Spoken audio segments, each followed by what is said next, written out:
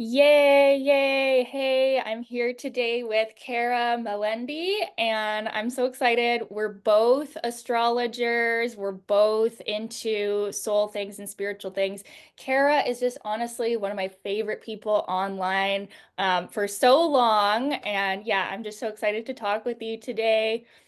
Oh, so excited to be here, Brittany. I know we've been connected for so long, Yeah. and I've always just loved your work and your work and also you, just like how you show Oh, up authentically. And it's so cool to be able to talk about the astrology for the coming year together or whatever else flowed through, because like as we were saying, this really is groundbreaking year for the planet. yeah, and I don't even know how to put it in words yet. So I feel like with me and you talking about it, I'm gonna even gain more clarity because I know you're such an expert on this. We've both been doing this for such a long time. But yeah, I guess just before we get into like 2025, we should talk a little bit about how we met. And it's funny, I don't remember the exact like moment of us meeting. I know it was years ago. I feel like it could have been in like 2018 or even 2019. Um, do you remember I don't remember exactly? either. I think it was like at least 2018, I feel. I I feel feel like like that it's too. Yeah. been a long time. And yeah, you've always been just one of my favorite people because we connect on the astrology and on the spiritual side of things. And the stuff that you do with Akashic Records, that's something that I don't know. I'd love to hear more about it. It's just, yeah, it's fascinating. So, yeah. Absolutely, yeah. And I think it's so cool too, because we've always felt that connection with one another online. And then when we look at our astrology charts, I mean, we Yeah. we both share a rising sign, like And almost it's exactly conjunct. Like is okay. yeah, and actually my people on YouTube, they've been wanting me to record a video on ascendant conjunct ascendant because I do a lot of synastry, but I think a really good example of that would be for them just watching this video too. This is how two Aries risings with ascendant conjunct ascendant interact. Yes, I love how you focus on the synastry too, because I know my community is going to love that. Like, there's so many aspects to astrology that we can look at and specialize in, like from health Yeah, astrology to relationship or career. And it's so fascinating. Like, it really does just give so much clarity on our path I and know. purpose. But I would love to hear actually how you got into astrology initially. I don't know Yeah. if I ever heard like your journey into astrology. Yeah, and then after I share mine, we got to know about yours as well. But yeah, so it all started out, I think I was 15 or 16 years old, and I just picked up a book on the shelf, and I was always at bookstores, always reading, and I saw a book about astrology and I thought, okay, I'm gonna get into this, read this. And then I actually made the mistake, which I think a lot of people probably do, of reading every single planet for Taurus, which is my sun sign, because I didn't understand we have a whole birth chart. And I'm thinking, this stuff, this is bullshit. This isn't accurate. I'm not all that, like what?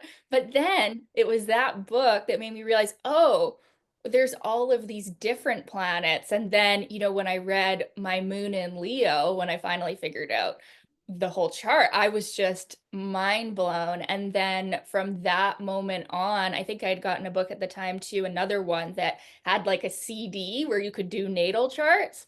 So then I Oh. just started doing everyone's, like my parents, my friends, any boy that I had a crush on, or basically everybody in my school. I was the girl doing charts. So I'm sure all the people from my high school, they're like so not surprised at what I do now, like because I just went full on into it. And then from then on, it was just like an obsession. I just started accumulating books and books, and then eventually, taken a few courses and things like that. And then, yeah, a few years into studying, I just couldn't contain it anymore. I started talking on YouTube about astrology and I just did it for fun. I didn't think anybody would watch it or anything. I just needed an outlet. And now, yeah, here it is. And, I've gone in some other directions too with spiritual things and being a healer and kind of doing both. But yeah, now I'm back to my original first passion, astrology, doing mostly astrology, some healing, some coaching, but yeah, that's Yeah. how it all started for me. I love it. It feels like it was a calling for you. And that's like similar to me. I was also the kid on the schoolyard reading people's horoscopes. I know, I think I've seen you write about that actually. I've like loved astrology since I was a kid. And of course, back Yeah. then, like similar to you, I didn't have the full understanding of it. So I would do like the sun sign horoscopes, but I still felt like there was something there calling to me. And that's where I feel like it must have even been beyond this lifetime. Like I was probably astrologer in many I lifetimes, agree. Yeah. right?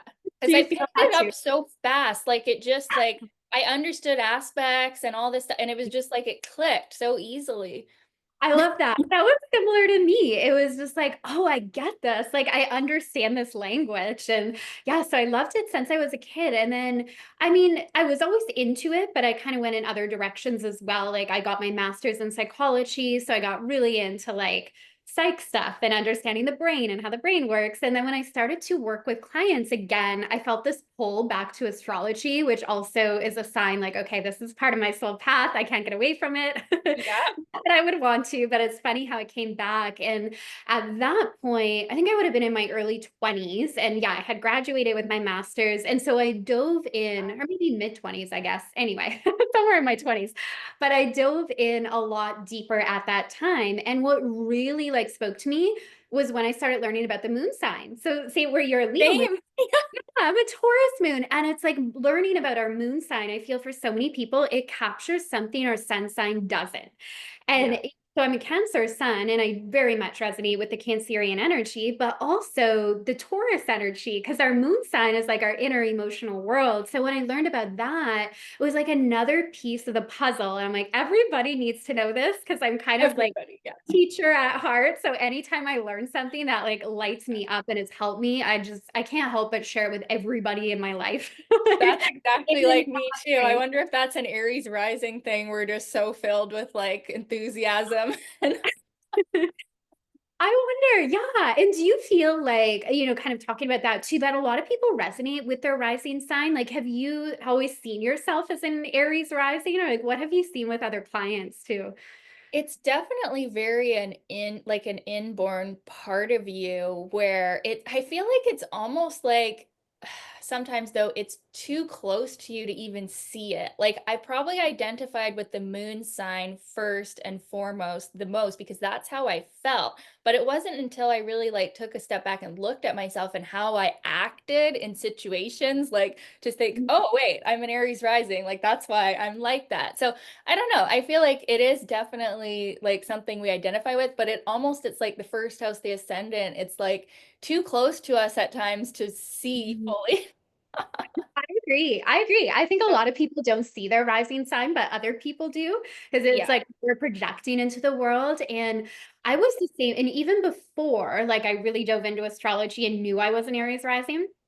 I used to think like, oh, I don't get along that well with Aries, which is funny, right? Because like Exactly. sometimes I think when other signs trigger us in some way, like it can be activating a part of us that we haven't fully embraced yet. And Exactly. when I Yeah. started to learn about like the Aries energy, and it's my not only is it my rising, I also have Jupiter there, and it's my North Node. And your North Node, I was thinking that, oh, maybe this is why some of the triggers from Aries, right? Because they're calling you forward to that North Node path.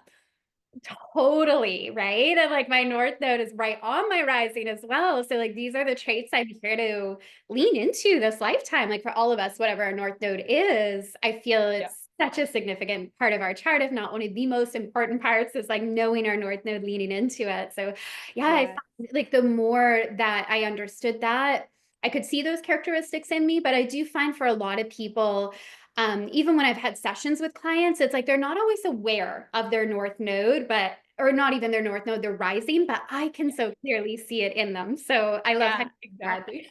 Yeah. And another thing I was thinking when you brought up how we both kind of really resonated with our moon sign first, we also started studying astrology so young. And I do feel like the moon sign, it's like what we feel like first, and then we kind of grow into our sun sign with maturity and with time, Mhm. right? Absolutely. Yeah, I agree. Because the moon is like such a deep part of who we are and what we need to feel that safety and comfort. So it's so interesting that like evolution of Yeah. energy over time. Yeah. Do you want to dive into some of like the main aspects for this year and like chat about Yeah, let's talk about it because I am just mind blown. Like I've shared like 2 sentences to my YouTube about 2025 and I haven't even gone into it because there's just so much. So I'm so excited to talk with you about it. Yeah. So what's like the biggest thing jumping out at you for this year? Yeah, I mean, so much. So like personally a big shift, but we're all going to feel this is like the nodal axis shift. So the reason I Yeah. say personally this is big for me is like I'm wrapping up my nodal return. So for Oh my all so for all of us, when we have a nodal return, I mean, it's huge. It's been an 18-month of like being initiated basically into what it means to be an Aries and have good boundaries and all those things. So And you know what, Kara, you are just glowing. Like this, since this nodal shift, or probably even before, but especially lately, I just see you and you're just like shining so bright. And I can so see you fully being that Aries North Node, Aries rising, Aries Jupiter self. Like it really feels like you're in it. Like it's totally downloaded for you. Like, especially lately, I feel like. oh, thank you for reflecting that back because it's been a journey. And that's like astrology is so helpful for seeing like these portals that we're moving through. So, I've actively worked to look at, okay, like what are the kind of shadow sides of my Libra South node that I have? Like, how can I take those strands, but release the things that like no longer serve my soul journey? And, for all of us, we were moving through that North node in Aries, that South node in Libra in some way leaning into like those Aries qualities. So I think this nodal shift is going to be big as well. And that's coming up. Yeah. That's like in a couple days, right? Like, Yeah, it's this weekend, I think. Was it? I think it's the 11th. I never yeah, know like the exact dates I off know. off It's hard to keep memory, but track of all of I know. it. And I hear you. Yeah, but I'm pretty sure it's this weekend. So this is officially like the last week of the North Node in Aries, the South Node in Libra, and it has been powerful. I've really enjoyed having the nodes here. It's felt like such an activation of like for me like strength, power, courage, like yes, standing up for myself. I've also been really for the first time in my life dedicated to like physical fitness and like doing my weightlifting and like health and like probably because it's in my first or Mars ruling my chart or something. It's been very powerful time, but I'm definitely looking forward to the nodal shift, North Node going into Pisces. It seems like probably for people like us on a spiritual path, we're going to really I feel like brought into focus. Like people are going to be searching for the Neptunian, they're searching for spiritual clarity or searching for God, it definitely feels like it's going to be a big shift with that one. Yeah, and I see that like being a theme this year with like Neptune changing signs too. I have like Yes. I'm trying to like keep all the dates in mind too. So it's like in March. Yeah, like March. Oh, it's so soon too. Yeah, Neptune changing signs. So it feels like, and with Neptune moving into Aries this year, it really feels like a new paradigm of spirituality and like a new paradigm Yes. of leadership. And like you said, kind of a deepening connection with God or creator, but I feel like that really taking the spotlight for us collectively, like having those discussions, but in our own life, looking at the role spirituality plays. And then, of course, depending where this is in our chart, that could really show up in a certain area of our life. But I think for all of us, it's a big spiritual theme and understanding intuition in a Yeah. new way as well, and like leading with intuition. Yes, exactly. And this is just a little side note, and I hope it's okay me sharing this, but you have posted about this, the new age to Jesus thing going on. And I really feel like that is such a reflection of, Neptune finishing up in Pisces, Saturn and Pisces, we're searching for God. And, for some people, they want it to be in that kind of clear-cut way that religion provides.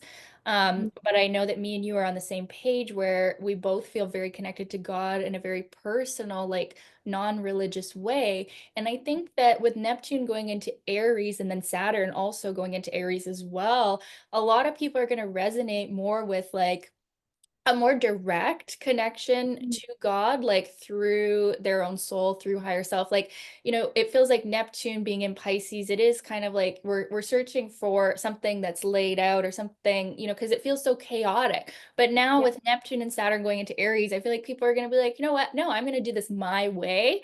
I'm going to connect to God. I'm going to connect to spirit my way. And it's going to be like this. And I don't care what anybody else says, if they're judging me or not. Like that's kind of how I interpreted it. Yeah, I love that take on it. And yeah, it's like I really felt so called to like do a post on the New Age to It Jesus. was so powerful because it's so prevalent right now. It's just everywhere. And like me and you, we're not going that way, but we're also very connected with God. Totally. And like it feels like that's been my journey since I was born. Yeah, especially for you. Yes. Like going back to being the schoolyard astrologer, I was also like teaching Sunday school and reading my Bible. Like Wow. Yes, yes. I remember I you always saying, yeah. felt like so connected to God, to Jesus, but also like in my own understanding and astrology. And like I couldn't understand why I was being made wrong for studying astrology or this different energy work Yeah. and how they couldn't come together. So I think, yeah, I agree with you. There's going to be a shift with Neptune and Saturn and Aries, like very, very, very different vibe than in Pisces, right? I find like Yeah. the biggest shifts happen when we move from Pisces to Aries because we're Oh, 100%. different, The right? new beginning. It's the first sign. It's primal. It's the birth. It's the birth of something Yeah. new. So I agree. We're going to see more discussions, I think, around how people are personally connected to God or creator or source, and maybe really challenging some of the old ways of connecting through religion. But we'll see. I mean, we're all on our own path as well, but there's definitely going to be discussions around that. Yeah. I agree. And actually, I'm not sure if you know this. I don't know the exact date that Neptune went into Pisces originally. I feel like I was a teenager. Like this might have been still in the early 2000s or like 2010-ish. I can't recall exactly, but it's been there for a very long time. Yes. So this one is really big, and I do feel like, Pisces is associated with addictions and self-undoing as well. And I think with, the shift into Aries, with Neptune into Aries, I think that a lot of people are going to maybe come clean from their addictions or from even, going through like, yeah, even drug addictions or even any type of addiction. I think we're going to really come into a more empowered place with those kind of escapist behaviors. Totally. I love that take. Yeah. Pisces energy fascinates me. I for both of us, it's like in our 12th house, right? I So know, and my Saturn, I'm going through my Saturn I return, and saw I'm just like, that. oh my God. I'm like, Britney's in her Saturn return. So I know this is kind of an aside, but this is a big one for everyone, right? Like Saturn Yeah. return. So how are you finding your Saturn return? Because I know this Oh. is like life-changing energy. So Yeah, it's very interesting. So, I'm assuming you also have midheaven in Capricorn I as do. well. Yeah, yeah. So what I found is actually like professionally, like with my astrology business, this year my astrology business has really taken off. And I feel like I'm really being seen in a new way with my YouTube, my astrology, and people are kind of coming to me as sort of like an authority. I feel like that's my Saturn returning.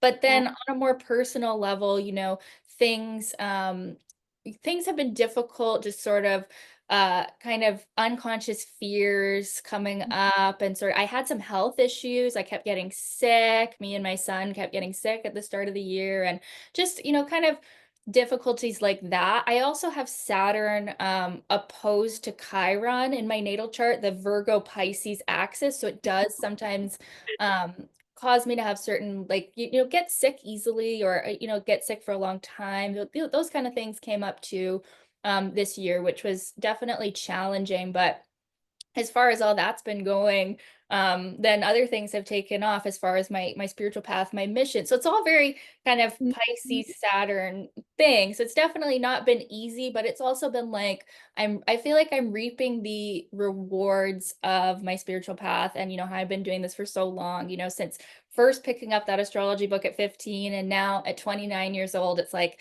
people are finally coming to me like, oh, like I want you to be my astrologer kind of thing. Well, yeah, I mean, you're amazing. And that totally makes sense with like the Saturn return and Saturn ruling over your MC, right? That you Yeah. would see like that work paying off. And Yeah, Saturn is one, and I know a lot of us find the lessons tough. Like I've any kind of challenging Saturn transit, I find hard as well. Even like even harder than Pluto transits. I'm like, Pluto, not that Pluto isn't soul transforming, it is.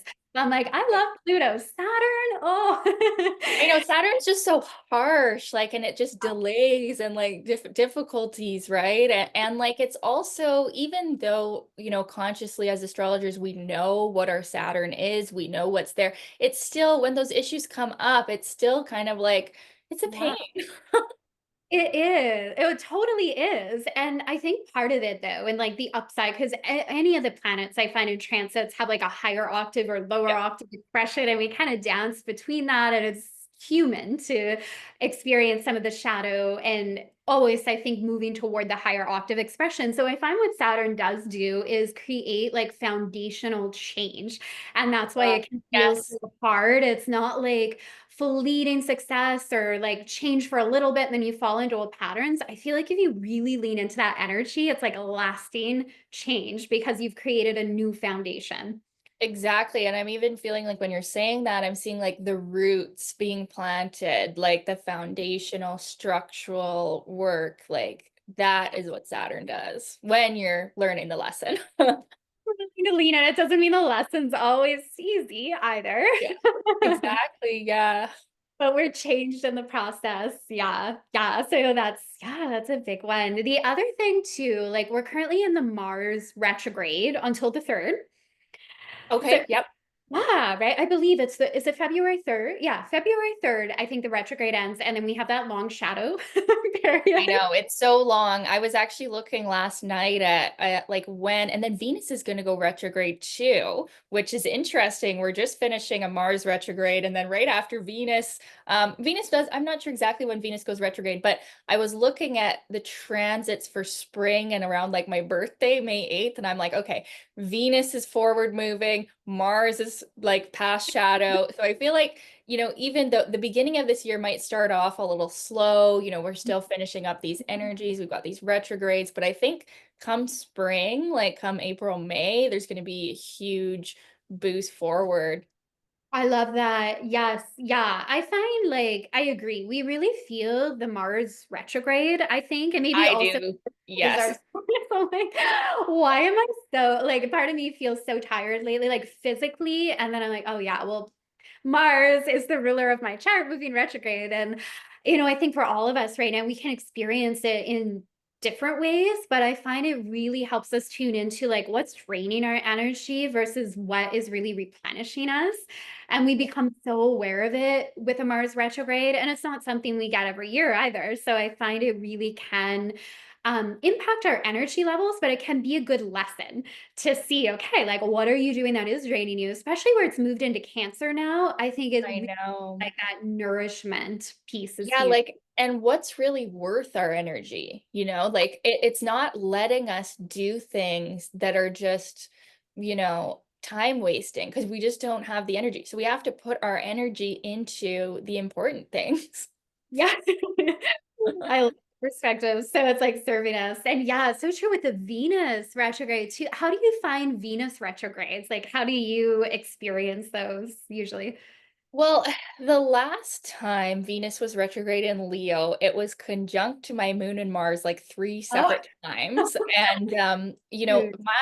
my husband passed away in September 2021, and the Venus retrograde was like 2023 summer. That was when I really felt like my heart healing over that had come to a place of like, I mean, not that it's ever fully complete, but it was like, okay, something's clicked here. I'm ready for new Mhm. love. Like I'm ready. Like I was feeling all flirty and romantic and heart open. Like, Venus and Leo and then conjunct my moon Mars. I was like, woohoo. Powerful. Like it felt like a completion point for me. But I do think that Venus retrograde in general is like, it is a time to look deeply into what's going on in your heart and Mhm. thinking about what do you really love, and also rethinking like pleasure and what makes you feel good. A lot will be related to like the sign that it's in, so I think it'll be retrograde in like Aries Pisces, so Mhm. thinking those areas. But yeah, how do you experience it?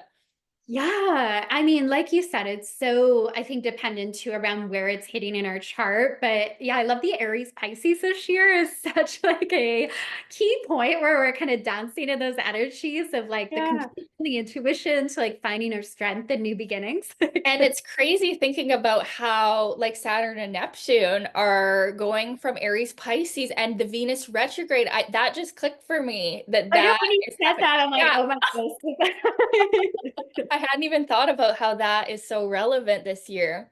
Yeah. Oh, yeah. So I really feel too when you talk about like the heart healing, and I know your specialty is relationships and like the synastry, it could be a lot of like relationship healing for people, Yes. right? Or I wonder even like relationships from the past, either coming back in or that like memories of it. So there can be like a closure and healing and Yeah. completion. I feel like that could be a theme.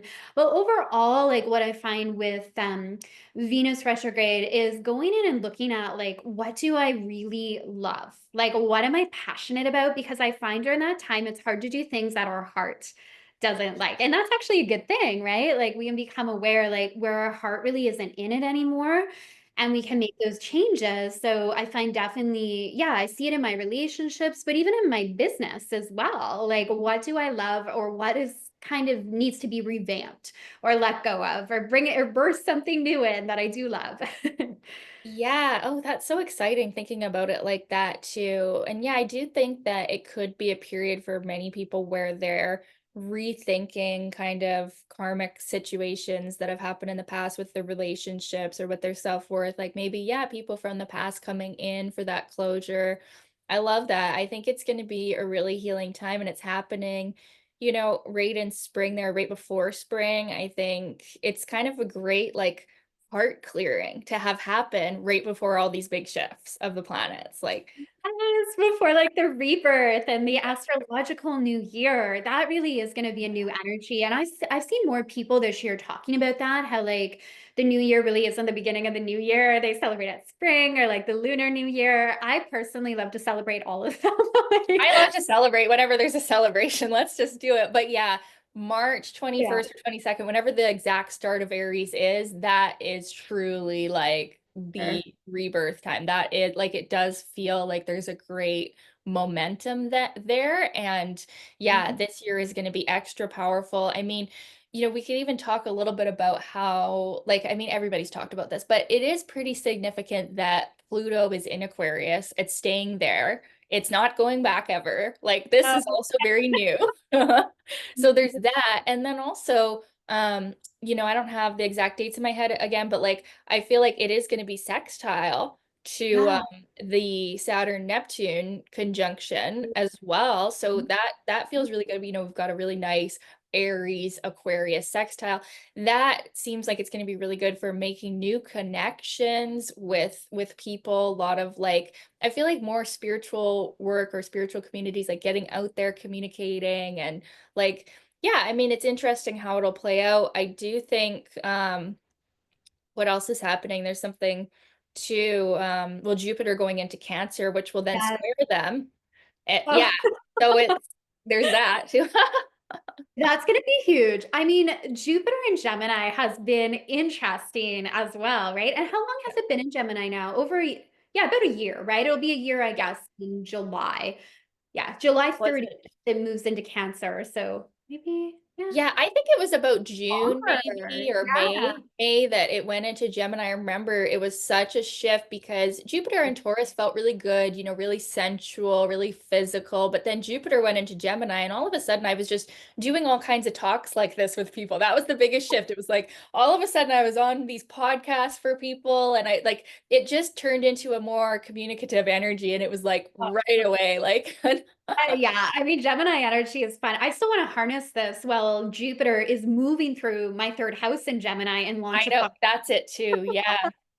Because I've been wanting to launch a podcast anyway. I'm like, I've got to do this. Oh, Still in do my it. Yes. and then my solar return, it's there too. So like this is just perfect energy. But yeah, Jupiter and Gemini, That's been an interesting journey, I think, of like becoming aware of the information we are taking in and sometimes maybe bombard it with like information overload, which I feel like a lot of people were feeling, and maybe Yeah. even some confusion because there's just so much out there around like what's right, what isn't, what's aligned, what isn't, and really questioning all those things. So I think the shift into Cancer on the 30th this year, that's going to bring a very different vibe. Like Jupiter in Cancer feels like very nurturing, very nourishing, and maybe a time where it feels like a little less chaotic when it comes to information. Although there's a Yeah. lot going on with other transits, but Yeah, that one I think we're really going to feel. I wanted to ask you this. This is something I've been reading on lately. Like, so do you go by or do you pay any attention at all to like the traditional thoughts about astrology, like Jupiter being in detriment or in Gemini and then Jupiter being exalted in Cancer? Like, do you follow that at all? Because I was reading one book the other day that said that's all ancient, it's outdated, but actually I've always followed that and found it to be quite accurate. So I'm open to different perspectives on that. But if Jupiter is in detriment in Gemini, I feel like the reason for that is because of, yes, there's just so much information and it can be hard to connect to our personal truth when we're yeah. open to everyone's and it's very restless, you know? Yeah, true. Yeah, I follow, like, I'm aware of that, like, when a planet's in detriment, I think there's totally something to it. I, like, Yeah. see it more through the lens of, okay, like, what does this mean, like, about the energy here that we're working with? And yeah, I think absolutely Jupiter and Gemini, I love how you explain that. It's harder to feel into what's true for us. And, the Gemini energy is such a fun vibe and archetype. Like, I've always loved Gemini. And then having some, transits in my chart or even solar return where that energy was prominent, or my progressed rising right now is actually moved new into Gemini. So I'm learning Oh, okay. that. But it's also, I'm starting to see the other side of Gemini where it really requires that focus because it's so easy to get caught up in like all the possibilities, all the ideas without allowing it to ground and land. So yeah, it's Yeah. kind of been my own like personal journey with Gemini, but I feel with each of the zodiac signs, we can kind of, understand how that archetype's at play within us. So yeah, I feel that shift into Cancer is going to help bring us back to our inner truth and our connection to our intuition. I agree totally. Yeah. And I mean, you said it perfectly. And I also feel like, yeah, with Jupiter and Gemini, my meditation practice has struggled a bit, but I've also covered a lot of ground, and more social things and doing tons of videos and, things like that. But yeah, I think Jupiter going into Cancer is going to feel so good for the emotional body as well because, Cancer being arguably like the most emotional sign, or definitely one of them out of the water signs. I think it's going to really improve our like emotional state even because we're going to be really tuning into our feeling, what feels good, what feels right, what doesn't, making decisions based on that, and connecting even too to like more femininity and like mothering kind of nurturing energy, like that'll feel really good. It will, yeah. I think that's going to be like a welcome shift. But yeah, like I try to work with any of the transits in terms of how can I use this in a way that feels good and nurturing and supports me and where I desire to go. So Exactly. yeah, Yeah, I feel like perfect. that'll It's be like big. it's such a tool like for having a better life when we're aware of what's going on. I mean, even us, like think about how we picked the time to do this talk. We're like the moon's in Taurus, your natal moon is in Taurus, conjunct my sun in Taurus. We're like, this is the perfect time to do this talk. Like, Absolutely. It's so true. It's like such a beautiful guide for helping us understand like what we're moving through collectively and personally. And I know like you kind of touched on the Pluto and Aquarius. I do feel like that's groundbreaking. And I know that's been talked about so much. I'm like, for good reason. This is huge. Like yeah. totally a new era. So I feel with that too, because Pluto is so slow moving, obviously, is like one of the outer planets. We're just at the beginning of this new cycle. And I think that's so key for people to recognize too. Like Pluto is breaking down to rebuild. It's the death and the rebirth. And I always see when planets are at like 0 or 1 degrees, we're just getting used to that energy. It's like we've just entered into this new space. So I think we're in for like a 20-year huge period of transformation. Like life will look incredibly different at the end of this 20-year phase. And yeah, I'd love to hear like your thoughts around it too. Well, that's exactly how I feel too, that this is just the very beginning of an entirely new world. I do feel like it is like a new earth being birthed here. And also I do think that, Aquarius, kind of having a connection with astrology as well. I really feel like Pluto and Aquarius is going to kind of bring bring us power. But Okay. like I think it's going to really, people are going to be searching for, these new systems like astrology or other ways to understand like themselves psychologically.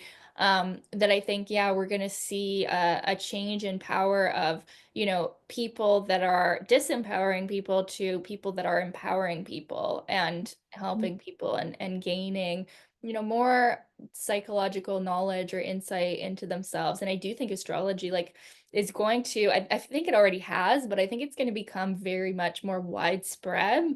Mhm. Yeah, I feel that as well. Yeah. I mean, it is the sign of the astrologer. So I I know, exactly. gonna be out there like more and more. We're gonna see astrology becoming, I think, more mainstream. But yeah, I agree with you. I feel like a lot of people are already waking up to the power that it holds. And maybe it's like the communities that I'm in the online space too. I've seen more discussions around it. Or even like some people I've seen posts lately around like they're interested in astrology, but like they're working with it in a new way and stuff. So I guess basically, I think our understanding is going to evolve because I feel like some people still have this elementary understanding of what astrology is all about.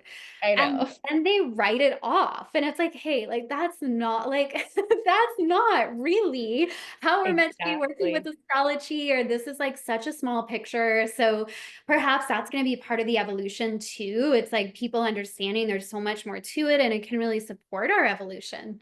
I love that. Yeah. And I feel like even, what would be cool is like I love how you have your background with psychology. Like what about like psychologists or therapists using astrology or something like that? Like that becoming mainstream. It seems like that could be something that could happen as well. Yeah, I agree. And I mean, that's what I did years ago when I was in practice. I was like, when I was first getting more and more into astrology, because I would have people's birth information. So I'd always be curious, like, about their charts and placements. Even if they weren't, it helped me relate to them more. Like, if I could see, especially with counseling, I'm like, okay, this is their style of communicating. That helped me connect with them so much better. Like, looking at their Mercury placement or their rising, I can see how they may present, but then also know like the moon sign, what they really need to feel comfortable. Like it's such an incredibly helpful tool. And like for relating to clients or patients, but I think also it's like the archetypes that the zodiacs represent are so incredible to understand because they're all parts of who we are. So I think there's Yeah. something there with the archetypal side of it.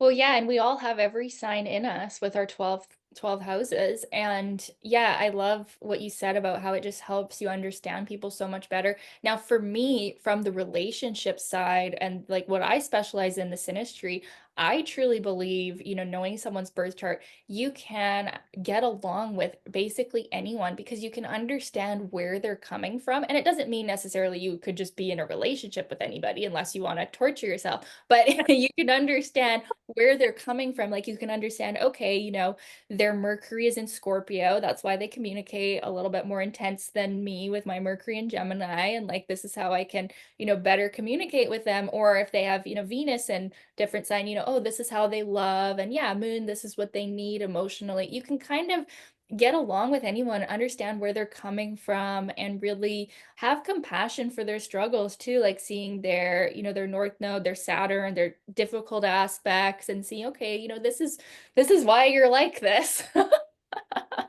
You I know? agree. Like if everybody knew that, I think we'd be so much more compassionate with people as well. Like it's true though, but like astrology has helped me in understanding personalities or ways of approaching life that are so different from me. And in understanding it, being able to connect with them in a different way. And part of that too, I think, like you said, each of the zodiac signs, we have them somewhere in our chart, like it's ruling a certain area. So the more that I've been able to understand and embrace that within myself, it also just becomes natural to connect with people that may see the world or approach or communicate so differently than I would. And to even appreciate it, like appreciate the diversity of that and how we all come in with different gifts and different intentions. And like, we're really not meant to be the same. We're all here on different paths. Yes, exactly. And astrology shows our uniqueness. That's something that I love about it. That's something I love to talk about too, is like astrology shows the uniqueness of our souls. There's no two souls the same. We've all come with our own very specific, unique purpose, and that's perfect. And that's like we weren't all meant to be the same. We weren't all meant to have joy in the same way or love the same way. Like there's no like one size fits all. And I think astrology really shows that. Yeah, yeah, I agree.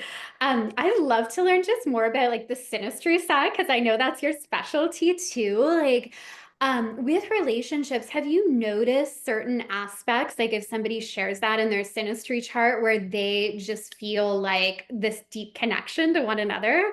And I know that's very broad because obviously, like, I know there's certain aspects where you may feel a lot of passion, other ones that may lead to like more long lasting love. But I'm just curious, like, what you've seen with that. Yeah, I mean, there's so many that can lead to a deep connection. Probably, I I probably have the most like clients sign up and want a reading over South Node connections. Oh, cool. So when someone has a planet conjunct the South Node in our Mhm. natal chart, our South Node or their South Node, often Sun.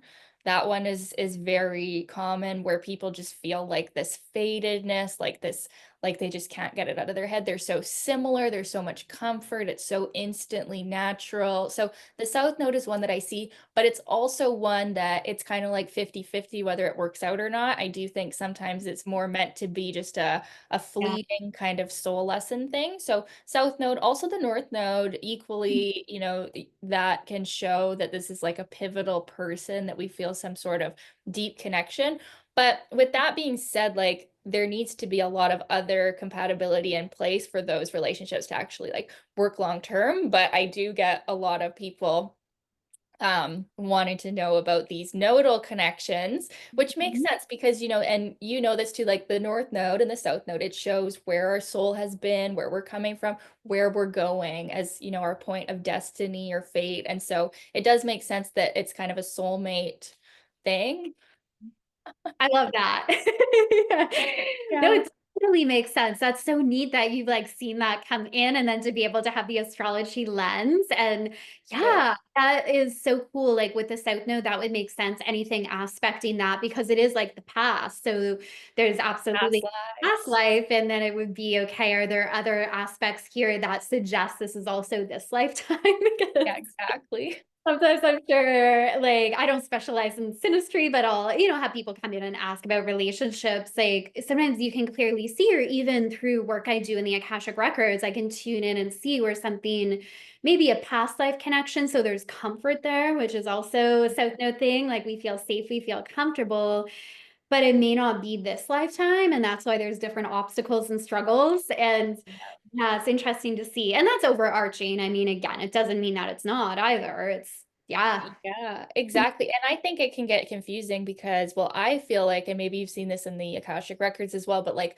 we've lived so many lifetimes at this point. And, we've had other soulmates and we've had marriages and we've had traumas and we've had this. And so it can be complicated when you come into this life and you're meeting with a few of these different people and it's hard to discern, well, which Mhm. one is it in this lifetime? And so that's something I also help people do is like sometimes I'm picking between two people. Like I don't know which one. Sometimes it's one of them, sometimes it's none. Or, it's hard to discern because I think we've lived so many lifetimes at this point and we have different karma with different people, sometimes good karma. Sometimes, Mhm. things have happened. And yeah, with my healing sessions and my healing work as well, I can see it with the astrology, what's happened, but then even at an intuitive level, you can sometimes tune into what has happened in this other Right. lifetime. But yeah. I love that. Yes, and yeah, I totally see that in the Akashic records as well, and, like, the way I see the records too is there's so many possibilities for our life, so that could be the case with a relationship as well. And I Yeah. always say with the records, like, there's no judgment in that space. If judgment comes in, that's our ego. So it's not necessarily about like, oh, you have to take this path or you have to like date this person or the other person. It's like, well, both are going to lead to expansion and growth in some way. But there are certain paths or relationships that, of course, may be more aligned with your soul intentions and contributing to like your growth and evolution. So, yeah, Love totally. that. Yeah. Thank you for sharing. Yeah. And I do feel like we have the free will to choose Uh, anything, but some choices are maybe going to put us on a higher path or a higher frequency. mhm. Yeah, maybe more desirable. Sure. But Yeah. sure, so I love that. How else do you work with, like, the healing and the astrology kind of overlapping? Because I know you have all these other beautiful, like, healing modalities and soul work that you do as well. Yeah, thank you so much for asking. It actually just came to me. It was like September of this year where I was really busy with my Synastry sessions. That is my most popular session is doing the Synastry. But I was thinking, with a lot of these people, it is these past life, these karmic connections, and some of them, maybe it's a breakup or they're not currently in a relationship for whatever reason, and it's very painful. It's hard on their heart. They're going through these karmic issues. And I realized I'm like, people sign up for astrology, but often they need one of my healing sessions. So I actually created a combined session where it's half and half. It's a 90-minute session. It's a little bit longer, and I called it my Astro-healing session. And that's really taken off too. So with that, I feel like I can do both. I can go into like, okay, here's the astrological aspects showing, what type of connection it is, like the past life energy, the struggles, the challenges, the gifts. But then also we're going to tune into your energy field and we're going to go in, we're going to cut cords.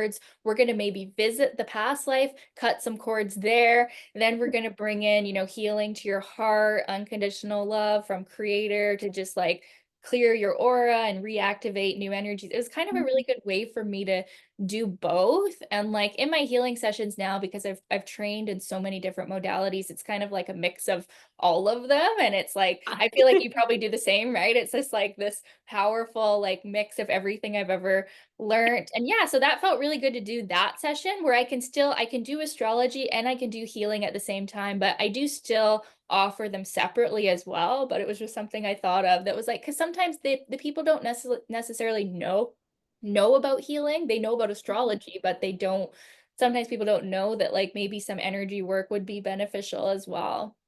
Yeah. Oh, I love that you combine that. Astro healing. I've done the same. I love it. Yeah.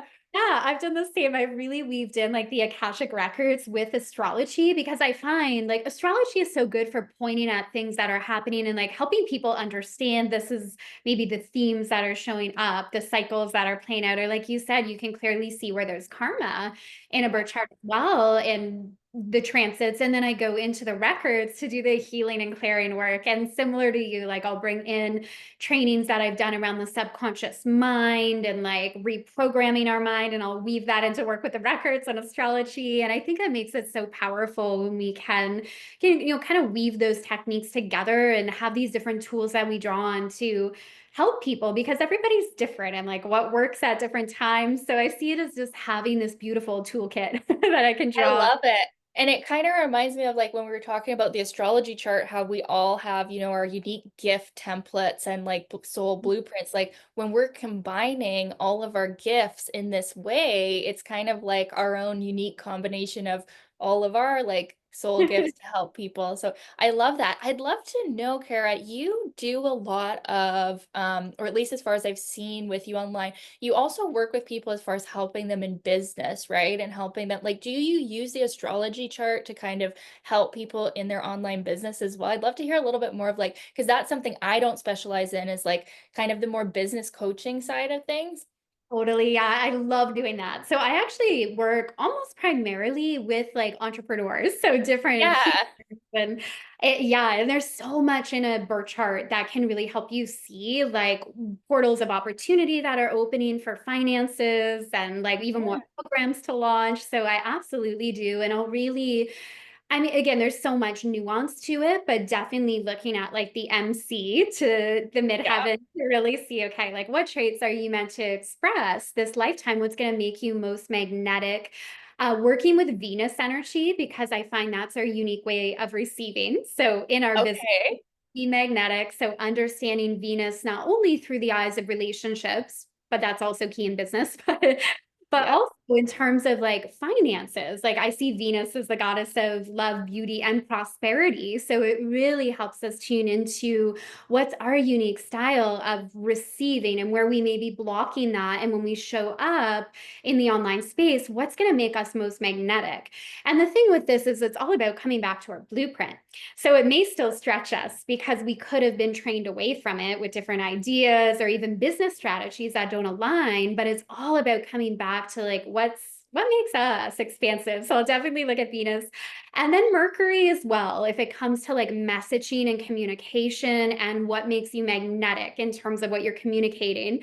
And Mars, I see is like key for just manifesting in general, like our style of Okay. Wow. being. Yeah, I find Mars says a lot about our unique manifesting style. And I think we do share Mars in Leo as well.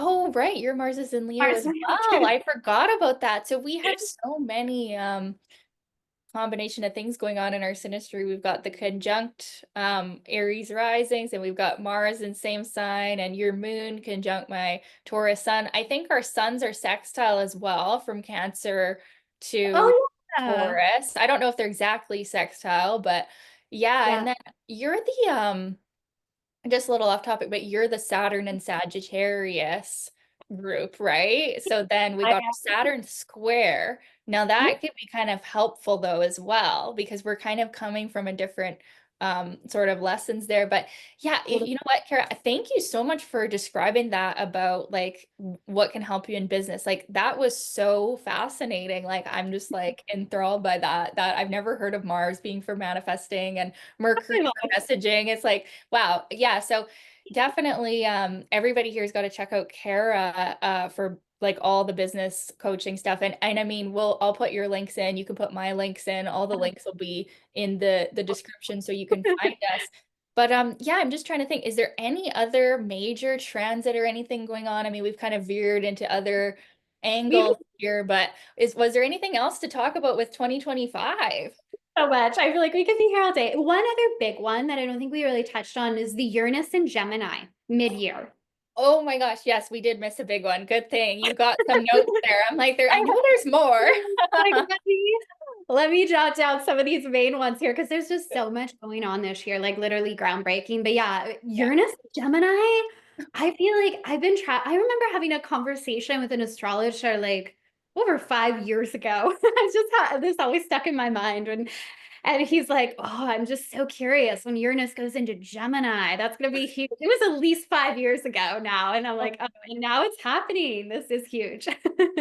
Yeah, so a lot of people are saying this is going to be like a technological revolution, right? I just thought of it right now that we're going to have actually Pluto trine Uranus then too. So there's some amazing aspects coming up here too. So that seems like we're really going to see some big changes with our communications and even like the way, like with information. I wonder if a new social media is going to be born or something. I don't know. It's hard to say what will happen, but I know, because well, there's so much possibility, and how I see it too is like we also create it, right? It's like yeah. we can determine where this goes, but for sure, there's going to be huge technological advancements, and I think ways of relating. I really feel like AI isn't going anywhere. It's going Yeah. to. probably take off during this time. And again, it's on us to say, how do we use this and use it consciously and intentionally? But I think more of those discussions are going to be in the forefront. And, with that Pluto aspect, maybe we see the shadow of it as well. But through that is also the evolution of it. And yeah, I think it's going to be huge technological changes without question. And just that coupled, like, with everything else, it's like, I think a lot of us may feel we're also recalibrating, like even holding higher frequencies as well. So our physical bodies, like recalibrating to how we're now showing up in the world and on the planet.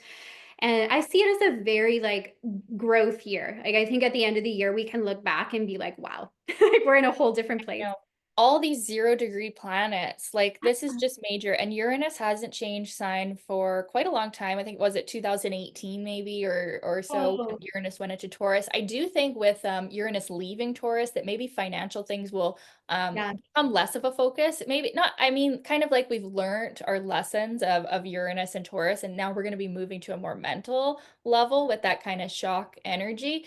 The other thing too is we do have these retrogrades, like so I believe Saturn, because I've been following my Saturn return, it's still going to go back into Pisces later this year. And is Neptune also still going to go back too? Or I'm I not believe exactly sure. it is. Yeah. And I have a book I did for when I was in New York for all the participants there.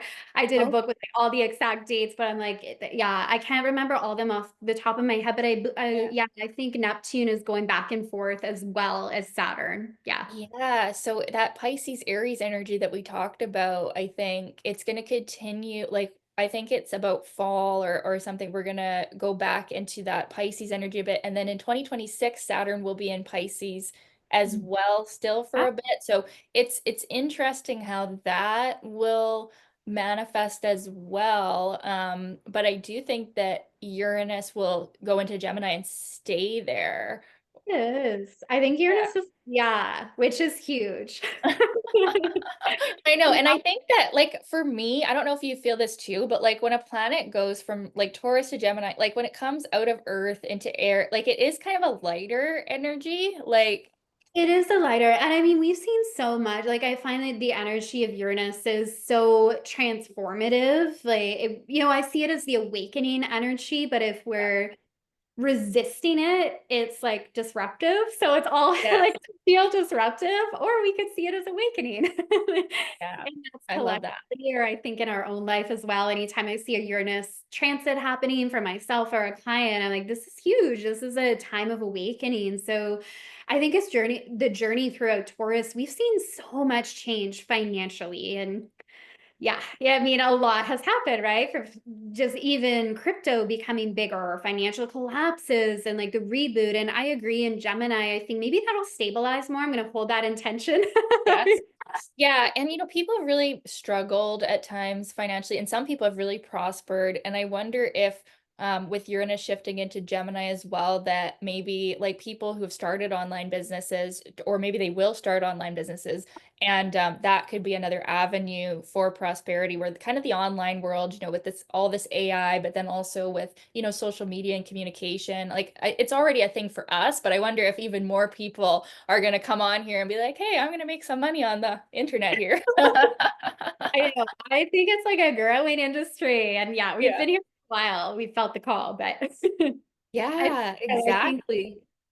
more of that global connection, people seeing the potential in the online space, which again, a lot of people have, but I think so many people still haven't. It's like when we're part of this world, it's easy to feel like everybody is, but I know sometimes I'll talk to people day to day and they still think it's amazing, like what I'm doing online. I'm like, it's a whole world. Like there's so many people. Isn't that like funny when you talk to someone who doesn't really know, but like, what? You do that online? Like a lot of people still ask me, like when I say that I'm an astrologer, they're like, oh, so you have people like in person? I'm like, not really, no.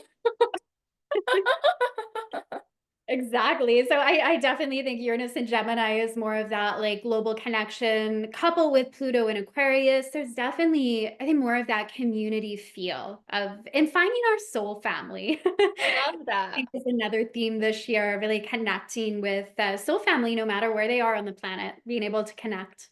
Yeah, and I think people really tapping into like personal creativity too. Also with Neptune, Saturn going into Aries, Gemini, like all these outgoing signs, like all of the, masculine energy, we're shifting from feminine to masculine. It seems very much like people are going to be like getting a burst of creativity and inspiration and putting it out there. Agree. Agree. I love that insight as well. Like very, yeah, social masculine energy. So there's definitely like a power to that. That's so true too. Yeah. Yeah, it's going to be amazing. I'm so excited. And yeah, I do feel like right now, we're just kind of finishing up things, but then come spring with all these major shifts, it's just going to be like things are going to feel so different. Yeah, we're gonna be in a different place. So like always with that astrological new year, that shift into Aries, but this is even strengthened this year because of all of the outer planets changing signs around that time and like retrogrades ending and like I'm like mind blown. Like this hasn't happened as far as since I've been studying astrology. Like I can't remember this many shifts all in one year. no, I think this like really is groundbreaking. It's new paradigm. And I know we've like a lot of people kind of talked about that for a while, but I feel like it's the build up. And again, we still have the back and forth with the retrogrades this year, but I still feel like it's groundbreaking energy. So Yeah, I'm yeah. excited to see, what you continue coming out with this year. I love following you. I think it's going to be a really good year for us. I wonder how Neptune and Saturn on our ascendant will be. That'll be something I guess we'll find out. Um, yeah, there's one more quick thing I wanted to ask you, which is just something that I've been seeing online and what you think of this, because I find it kind of funny, but have you been seeing people talking about the whole like 13 sign thing again and how that's like the true astrology and all of that? Because I know we both practice, Western, tropical astrology. I just wanted to quickly ask you, what do you think of that, or how do you respond to that? Yeah, I'm curious to hear what you think as well. I've seen that, or a lot of people talking about Vedic and the true astrology. Yeah, It all is bringing us back to our soul blueprint, and it's just yeah, different ways of understanding it. Like, I think sometimes our mind wants to categorize everything and box it up and say right or wrong, or I'm going to do this and I'm not doing that. And like, it's really not about that. I think it's different ways of understanding our blueprint. And we even see that with different modalities. Like astrology exactly. is a Yeah, beautiful way of coming back and understanding your soul path. Of course, it's one of our favorites for both of us. But I yeah. mean, human design, numerology, they're all taking us back to our blueprint, but through a slightly different lens. So I think when we see it like that, it just change. That's how I see it anyway. What do you Exactly. Yeah, think? I agree completely. And I think that a lot of what's been going on lately online, as far as to like even the religious movement, that people are really, they like to put things in a box and say this is right and this is wrong. And I don't think it's so simple or so straightforward. I think the way that we practice astrology is based on the seasons, right? The zodiac. It's based on the 12 sign system. That's like the archetypal system. And that's just, the way we practice it. That's why it works. It's seasonal. You've got the start of Aries. That's the birth, right? That's the first sign, and that's the way that it is that we study it. But I also do think, a few of my clients, they'll use the Indian astrology, the Vedic astrology, and it Okay. works really well. And I just switch it over and whatever Totally. works for them. Like it's all leading us back home to soul. And I really think like you want to do whatever resonates with your heart and your soul. And if that resonates, that's good. But I mean, it is kind of funny that people will classify it as like, if you're doing this astrology, you're like totally wrong or you're off. And it's like, well, actually it works pretty good. Right? Like it's worked for a long time. It's a Yeah. reason it's still here. Yeah, I just wanted to ask you about that because it's something I see and I'm like, I know we both practice it this way. So I was just really curious about what you think of I've that. seen But that pop up a lot lately too. And yeah, I agree. I actually have a couple private clients who are really into Vedic as well. And I'm the same. I mean, because once you know how to read a chart, it's like I can talk about, their nodal placement that's in a different sign or their moon that's in a different sign in Vedic. yeah, And we can all bring it to a deeper understanding. Like you said, it's all bringing us home to soul. We don't have to get so caught up in like, exactly. right or Yeah. wrong way, or there's no value in this when there's so much value in both ways. I think what aligns for us, like Yeah. that's trusting that alignment. Yeah. Exactly. Yeah, I love that. Perfectly said. Yeah. Wow, I feel like we talked about so many things on here. I really like I had fun. I feel like we should do this again too at some point. Or if you want to have this on your podcast, or if you want, I'd love to come on your podcast when you do it. That would be awesome. I'd love to do this again. I mean, we should definitely check in throughout the year when these big shifts are happening, and we can maybe even go more in depth. But like, because we Yes. talked such a broad overview today, Yes. we can even go deeper as these shifts Yeah, happen. we could talk about like a specific one of these things, or yeah, I'd love that as well. Yay. Thank Yeah, this was you so so much much, fun. Thank Karen. you, Brittany. Yay. And yeah, everybody, like, so I'll put your links in No, the bio there, and everybody can go and check you out. I highly recommend Kara. Her energy is just so bright and infectious and beautiful, and I love that. Yeah, like it's just such a light that you have. oh, I see that same light in you, Brittany. You really are such a light, and That's more our than ever, Aries. your light. It must be our Aries. So I will attach all your links below as well. So yeah, this was so fun. Yay, thank you so much, Kara. Okay, well, we'll be in touch and talk soon. And yay, thank you everybody for watching. Bye.